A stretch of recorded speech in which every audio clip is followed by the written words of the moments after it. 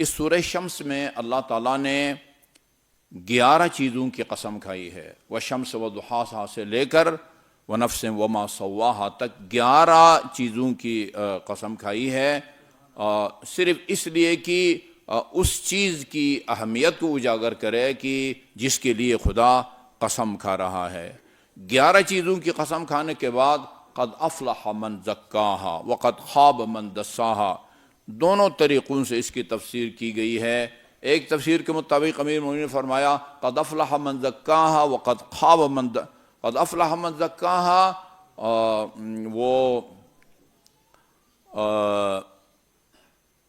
وہ آدمی کامیاب ہوا جس نے اپنے نفس کا تزکیہ کیا، اپنے نفس کا تزکیہ کیا۔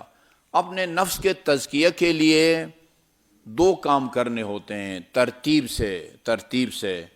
پہلے نفس کو پاک کرنے کے لیے اپنے نفس کو قابل مذمت اور جو صفات رذیلہ ہیں ناپسندیدہ، ان سے نفس کو پاک کرنا ہوتا ہے۔ جس طرح ایک بلڈنگ بناتے ہیں، مسجد بناتے ہیں، امام بارگاہ بناتے ہیں، مکان بناتے ہیں، اس میں ظاہر ہے جب آپ تعمیر کے عمل سے فارغ ہوتے ہیں تو اس میں عمارت میں استعمال ہونے والی چیزوں کے ٹکڑے ہوتے ہیں، سریے ہوتے ہیں، اینٹوں کے ٹکڑے ہوتے ہیں، بجلی کا سامان کے ٹکڑے ہوتے ہیں۔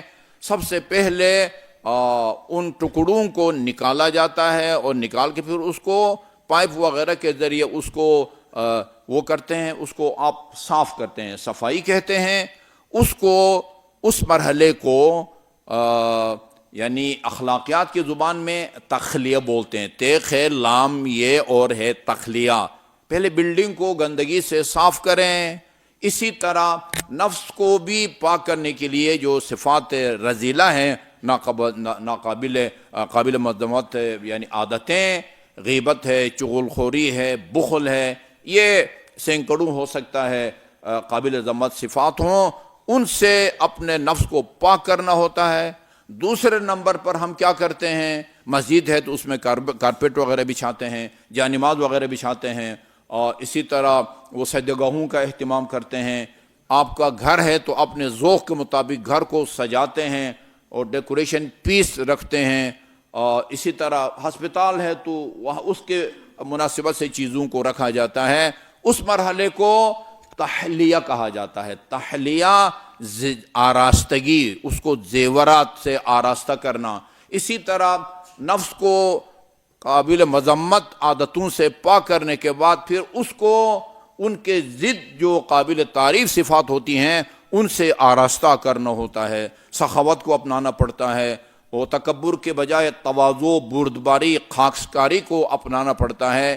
ان 2 مرحلوں سے گزرنے کے بعد جو تیسرا مرحلہ آتا ہے تزکیہ نفس یا اپنے نفس کو پاک کرنے کا، وہ تجلیہ کا مرحلہ ہے۔ یعنی تجلیہ یعنی آپ کی روح کو جو ہے نا وہ آپ گویا جلا بخشتے ہیں، روح آپ کی روشن ہو جاتی ہے، اور انسان اس مرحلے تک پہنچتا ہے کہ جس کے بارے میں اللہ تعالیٰ نے حدیث قدسی میں فرمایا لا یزال عبدی المؤمن یتقرب الی بالنوافل، میرا بندہ نوافل کے ذریعے، یہ نہیں کہ واجبات کو چھوڑ کے صرف نوافل نہیں، واجبات کے علاوہ نوافل کے ذریعے خود میرا بندہ میرا قرب حاصل کرتا ہے۔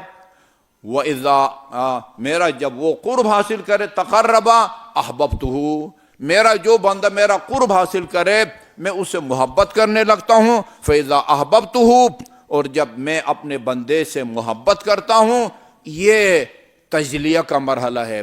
پھر یہ زمانہ، مکان، یہ در و دیوار انسان کے درمیان اور حقائقوں کے درمیان میں وہ حائل نہیں ہوتے، اس کو تجلیہ کہا جاتا ہے۔ فَكُنْتُ، انسان جب میرا محبوب بن جاتا ہے، خدا فرماتا ہے کہ میں اس کے ہاتھ بن جاتا ہوں، میں اس کے کان بن جاتا ہوں، میں اس کی آنکھیں بن جاتا ہوں، وہ بندہ مظہر صفات خداوندی بن جاتا ہے۔